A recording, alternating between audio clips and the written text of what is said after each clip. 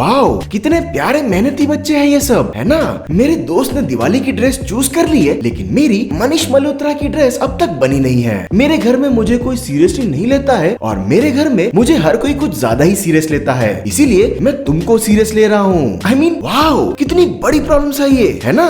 मेरे तो आंखों से खून आंसू निकल आए हैं। अगर अभी तक आपको समझ में नहीं आया है तो यस, मैंने सरवाइव किया है इस नोलन लेवल शिट को, जिसको मैं अवॉइड कर रहा था, पर खैर क्या करे, गंदा है पर धंधा है।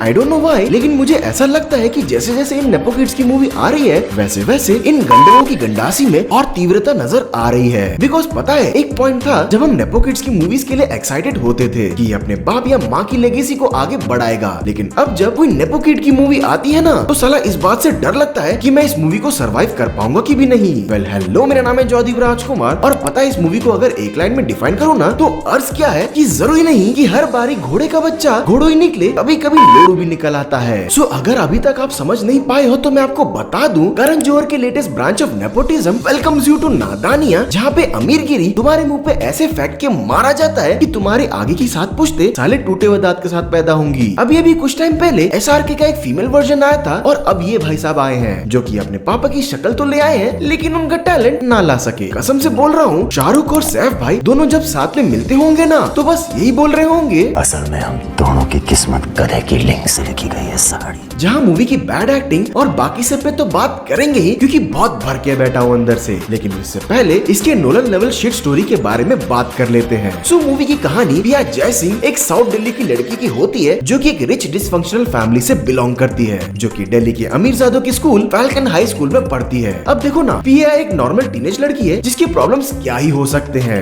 मैं बताता हूँ ना कि क्या हो सकते हैं। उसके बेस्ट फ्रेंड को एक दिन ये पता चलता है कि पिया किसी लड़के को डेट कर रही है, लेकिन पिया ने अपने बेस्ट फ्रेंड्स को ये बताया नहीं होता है कि वो लड़का पिया के पीछे पड़ा है, बिकॉज जो लड़का पिया के पीछे पड़ा है उसी लड़के पे पिया की बेस्ट फ्रेंड का क्रश आया होता है।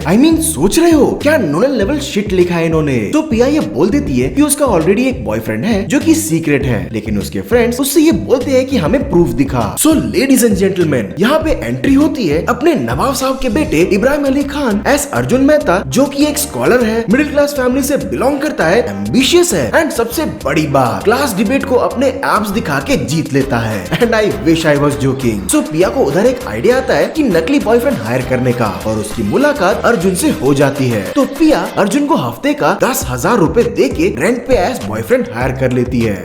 कोई मुझे इस काम के लिए 2500 भी महीने का दे देता ना, तब भी मैं मान जाता, लेकिन साला ये इंसान उस पे भी खुश नहीं होता है एंड कहता है 25 के मूवी। इस पेशे को भड़वागिरी कहते हैं। सो फिर दोनों के बीच में वही नेटफ्लिक्स का कॉलेज रोमांस चलता है एंड ये फेक रोमांस कब रियल में बदल जाता है ना आपको समझ में आएगा ना मुझे समझ में आया। वहीं जहाँ सेकंड हाफ में ये पता चलता है कि पिया के पापा का कहीं बाहर अफेयर चल रहा होता है, क्योंकि पिया की मम्मी उनको बेटा नहीं दे पाई। तो पिया के पापा रजत जय सिंह अपने ही सेक्रेटरी को प्रेग्नेंट कर देता है एंड पिया की मम्मी नीलू से डिवोर्स लेता है, जिसकी वजह से पिया और अर्जुन के बीच में ऐसी मिसअंडरस्टैंडिंग हो जाती है कि अर्जुन उसको पूरे स्कूल के सामने अच्छे से सुना देता है एंड देन अर्जुन के मॉम डैड उसे समझाते हैं, लड़का जाके पिया से माफी मांगता है और लास्ट में दोनों ये एक दूसरे से बोलते हैं, मैं चूतिया तू चूतिया, और ये मूवी देखने वाले हमसे बड़े चूतिए। अब देखो, मूवी के बारे में कुछ भी बोलने से पहले ये बोलना चाहूंगा कि भाई प्लीज ये जो भी राइटर्स ऐसी स्क्रिप्ट लिख रहे हैं ना, प्लीज अपनी फेटिशेस लिखना बंद करे। एक अमीरजादी मिडिल क्लास लड़के के पीछे पागल है, उसे पैसे भी देती है रिलेशनशिप में आने के लिए, उसके फैमिली वालों से भी मिलती है, उसके ड्रीम्स की भी रेस्पेक्ट करती है, उसे सपोर्ट भी करती है एंड रात को उसके घर में चोरी छिपे जाती है एंड उसके लिए अपने फीमेल फ्रेंड से लड़ाई भी करती है। ऐसी फेटिशेस प्लीज ना लिखें, क्योंकि इसका रियल वर्ल्ड से कोई वास्ता ही नहीं है। कसम से मूवी इतनी ज्यादा अनबियरेबल है कि मूवी के 15 मिनट के बाद ऐसा सर दुखने लगा था कि मुझे पैलेट क्लींजिंग के लिए 30 मार खान देखनी पड़ गई थी। मैं 0 से 1.5 के स्केल पे बस थोड़ा सा लाइन दूर था टू लूज माई माइंड। मतलब आप सोचो ना, 2 टीनेज स्टूडेंट्स को ज्यादा से ज्यादा क्या ही प्रॉब्लम आ सकती है। मैं बताता हूँ ना, लड़की को प्रॉब्लम आ रही है कि उसके घर वाले उसको सीरियसली लेते हैं, लड़के को प्रॉब्लम आ रही है कि उसके घर वाले उसको कुछ ज्यादा ही सीरियस ले रहे हैं। लड़की को इस बात से दिक्कत है कि उसके 30 लाख फॉलोअर्स हैं, लेकिन लड़का उसको पहचानने से मना कर देता है। मुझे ना पहचाने की एक्टिंग मत करो, मेरे 3 लाख फॉलोअर्स। माँ कब भैया पे लड़की अपने स्कूल में इतनी ज्यादा फेमस है कि उसके लाइफ में क्या चल रहा है ये पूरे स्कूल को जानना है। लड़की के दोस्त ने दिवाली के लिए डिजाइनर ड्रेस खरीद ली है, लेकिन उसका अभी तक मनीष मल्होत्रा का ड्रेस रेडी नहीं हुआ है। मैं क्या यार, ऐसे दुख ना सिर्फ करण जौहर के यूनिवर्स में एग्जिस्ट कर सकते हैं। सैफ अली खान के बेटे इब्राहिम अली खान की एक्टिंग इतनी ज्यादा बुरी है कि एक पॉइंट के बाद हमें रोना आ जाता है। मेरा नाम है अर्जुन मेहता। मेरा नाम है इबू हटेला। इज्जत से लेना। खाएगा केला। भाई बंदा मूवी में अपने डायलॉग्स रीड करके भी ढंग से नहीं बोल पा रहा था।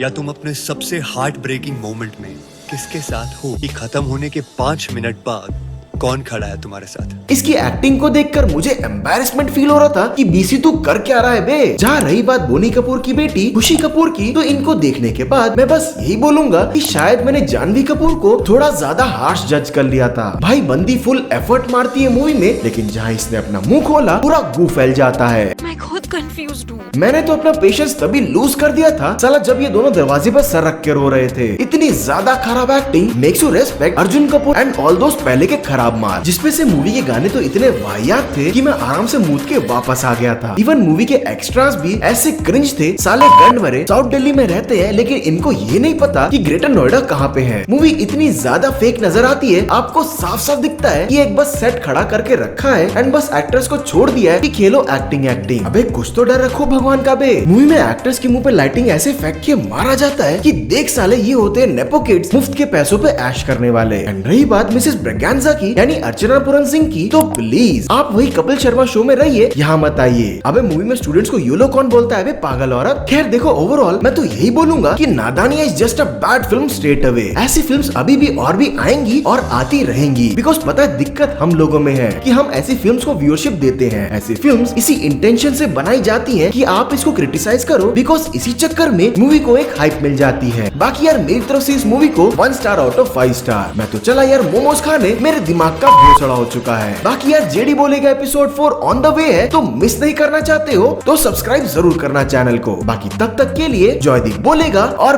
पब्लिक सुनेगी।